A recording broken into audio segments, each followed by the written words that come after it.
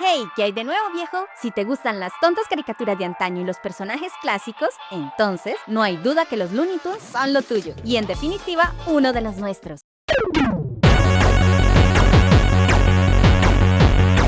Los Looney Tunes fueron creados en 1930 cuando el productor Lion Lassenger se asoció con los artistas de Disney Hugh Harnett y Rudolph Ising, quien había creado recientemente su propio estudio de animación. Varios de sus propios dibujos serían muy similares a su trabajo para Disney. El corto piloto del dúo, Bosko the Talking Kid, es sobre todo el primero en incluir discursos sincronizados, sin estilo Disney. Lassenger estuvo tan sorprendido que cerró el trato con los jóvenes animadores. Lassenger, quien no era animador, presentó su idea para la película de caricaturas directamente a Jack Warner. Warner inmediatamente estuvo de acuerdo con la propuesta de contrato de Lassenger, después de ver 7 minutos de su corto animado. El trato ayudaría a llevarlos a la era dorada de la animación, lo cual ocurrió desde finales de los 20 hasta finales de los 60. El primer capítulo de los Looney Tunes, Sinking in the Bathtub, fue lanzado en abril de 1930. Este corto de 8 minutos incluía a Bosko y a su novia Honey, cantando y bailando canciones populares del día. Sinking in the Bathtub no lucía mucho como los cortos clásicos donde aparecían Bugs, Lucas y Porky. Era a blanco y negro con poco diálogo y casi sin historia. Sin embargo, el corto sí terminaba con Bosko diciendo la típica línea de los Looney Tunes: "Eso es todo, amigos". Todos los cortos originales de los Looney Tunes incluían a Bosko y a sus amigos. Harman y Ising crearon un corto animado basados en ellos cada mes. Después de un año de producción, Lassenger comenzó la producción de otra serie llamada Fantasías Animadas de Ayer y Hoy. Fantasías Animadas de Ayer y Hoy fue creada para mostrar las canciones del enorme catálogo de Warner Bros. El primer capítulo de la serie fue Lady Play Your Mandolin, introduciendo a Foxy y a Roxy, dos zorros que tenían una similitud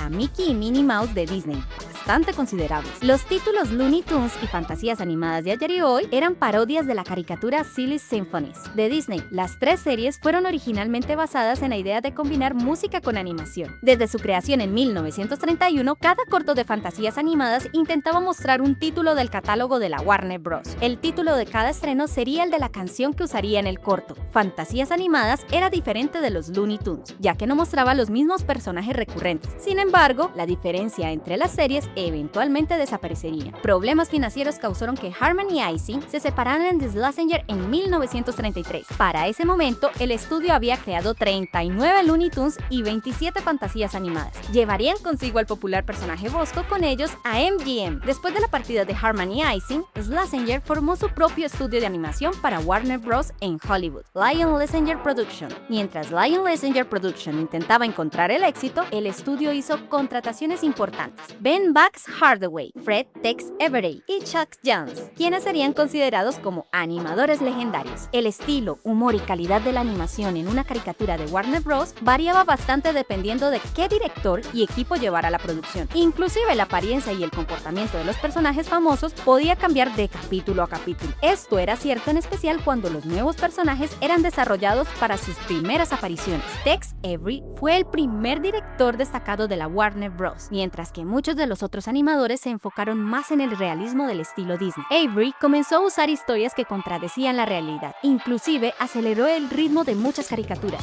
Avery estaba tan enfocado en los chistes que a menudo sus bromas llegaban a expensas de la animación. En los estudios de la Warner Bros., Avery tenía una reputación por estar más interesado en las bromas que en la calidad del trabajo de arte. Durante este tiempo, las caricaturas de la Warner Bros. Eran a menudo producciones apresuradas con bajo presupuesto. Los animadores tomarían de 4 a 5 semanas para completar los cortos, mientras que en Disney, los directores tomarían alrededor del doble del tiempo en cada lanzamiento. Inclusive estaban trabajando en nuevas cosas. La primera caricatura de la Warner Bros. Filmada a color fue en 1934, Honeymoon Hotel. Este lanzamiento de fantasías animadas, que era sobre una pareja de insectos yendo de luna de miel, utilizaban el nuevo proceso de 2 colores, Cinecolor.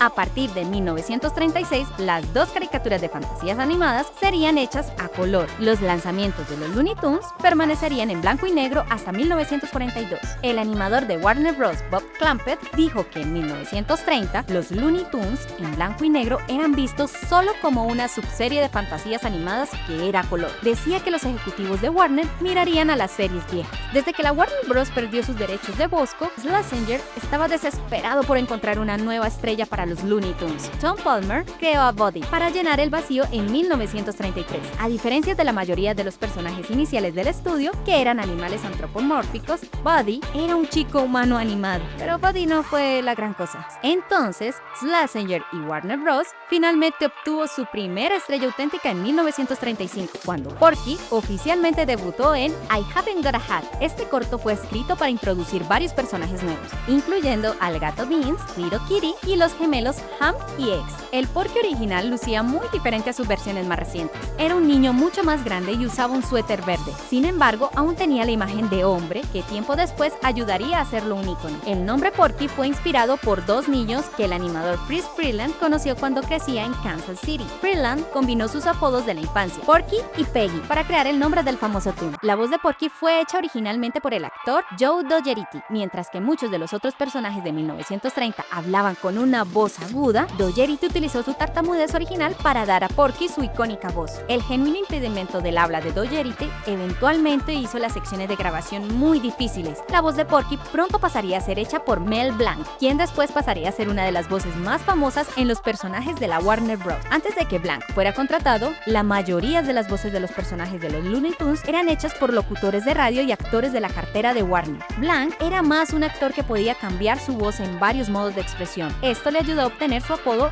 El Hombre de las Mil Voces. En 1937, Robert Revival fue el primer capítulo en incluir la icónica despedida de Porky. Eso es todo, amigos. Una vez que Porky fue identificado como una estrella, aparecería en todos los capítulos de los Looney Tunes. Esto sería así hasta la segunda mitad de la década de los 30, cuando el Pato Lucas se volvió popular. En 1937 incluyó la aparición del Pato Lucas. Para este punto, el personaje tenía que ser nombrado y tenía una voz aguda que después sería utilizada para la voz del pájaro loco. Lucas tuvo su primera aparición como un personaje consolidado en You Oughta Be Picture. En el corto, Lucas convence a Porky de renunciar a su estatus como el mejor personaje de Warner. El corto combina live action con animación e incluye un cameo de Leon Lassinger. Chuck Jones decía que Lucas era un personaje tan honesto que dolía. Lucas podía ser loco y escurridizo de una manera que lo hacía diferente a la calidad de hombre de Porky. Al inicio de los 40, la Warner Bros. Comenzó a hacer grandes esfuerzos para diferenciar la apariencia de su primo, el Pato Donald. Los animadores se enfocaron especialmente en hacerlo lucir como un humano usando un traje de pato. Esto se alejaría mucho de sus primeras apariciones, cuando era dibujado para parecer más como un pato real. La versión inicial de Elmer Gruñón era llamado Cabeza de Huevo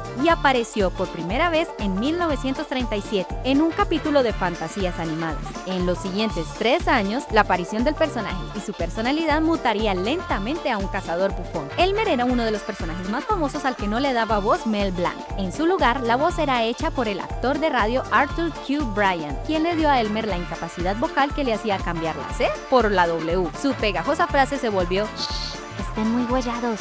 Estoy cazando conejos". En 1940, Elmer sería emparejado con un conejo por primera vez, Elmer's Candy Camera. La primera versión inicial de Bugs Bunny, incluida en corto, fue dibujada con un color albaricoque y con grandes manos y boca, y con una voz muy rural, después sustituida por sus clásicos acentos de New York. A pesar de las diferencias, este prototipo de Bugs también lograba sacar lo mejor de Elmer. La versión clásica de Bugs Bunny debutaría en un corto dirigido por Tex Avery, A Wild Hair, mientras que enfrentaba a su némesis, Elmer Gruñón. Bugs diría: "¿Qué hay de nuevo, viejo?" por primera vez. Bugs causó tal impresión que el estudio inmediatamente comenzó a cultivar al personaje como una de las estrellas potenciales. Esto pasó a pesar de la pobre evaluación de Avery hacia su propio corto, el cual dijo que contenía muy pocos chistes buenos. El nombre Bugs vino del apodo del director Ben Bugs Hardaway. Un compañero animador fue asignado para crear un conejo para uno de los capítulos de Hardaway. Después de realizar en una hoja un modelo del personaje, los marcó como Bugs Bunny, el conejo de Bugs. Antes, Bugs Bunny tenía un nombre diferente: Conejo Feliz.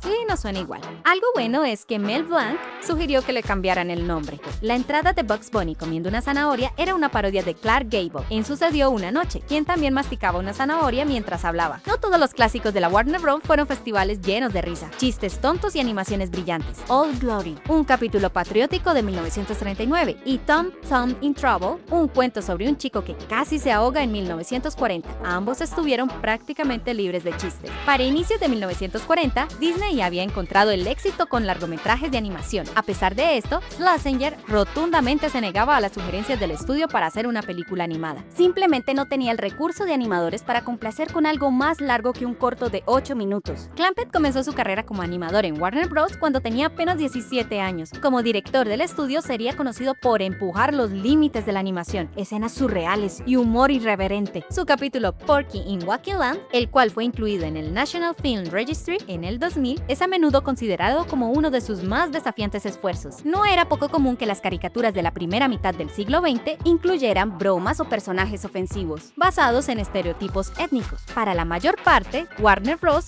Removería dichas partes ofensivas de los cortos para ser transmitidas en televisión. Estas serían conocidas como Censor 11. Muchas caricaturas de Warner Bros. Incluían humor mórbido, con escenas que incluían armas y suicidios. Por ejemplo, Ball of Bugs Bunny termina con Bugs Bunny y Sam Bigotes jugando a la ruleta rusa. Un número de cortos de Warner Bros. De los 40 cayó en la fórmula de dos personajes. Estos capítulos pondrían solo dos personajes luchando uno contra el otro por ser el protagonista. Para los animadores, esas fórmulas hicieron la producción más fácil y eficiente. El enemigo de Bugs, Sam Bigotes, hizo su primera aparición en el capítulo de 1945, Hair Trigger. El escritor Michael Maltese, que en parte basó al personaje en Freeze Freeland, quien dirigió el corto. Ambos, Sam y Freeze, eran bajitos, pelirrojos y usaban bigote. El marciano Marvin fue creado porque Bugs Bunny necesitaba un adversario quien era lo opuesto a Sam Bigotes. Mientras que Sam era ruidoso y repugnante, Marvin era callado, tranquilo e increíblemente destructivo. El primer corto en el que se emparejó a Piolín con Silvestre fue en 1947,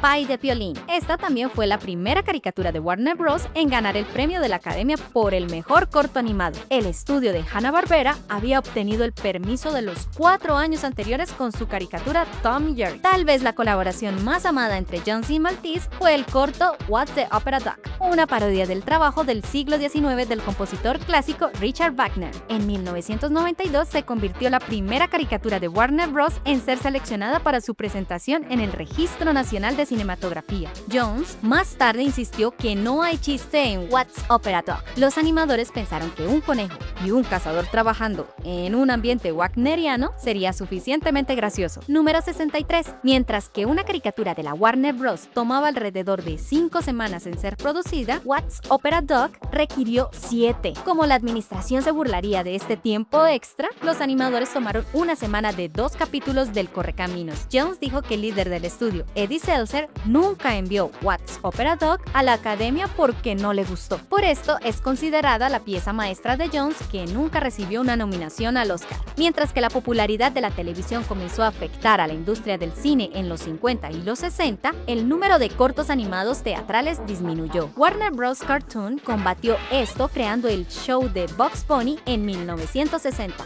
el cual se transmitía en ABC. Este programa pondría las viejas caricaturas a color de Warner Bros. El show de Bugs Bunny, el cual algunas veces sería transmitido con otros nombres como el show de Bugs Bunny y Piolín, duró 4 décadas en la televisión americana. No mucho después que el show de Bugs Bunny terminó su tiempo estelar original en 1962, Warner Bros. Cartoon cerró. DFE Films, una compañía productora de animación abierta por 2 animadores veteranos de Warner Bros., tomó el lugar del viejo estudio en 1963.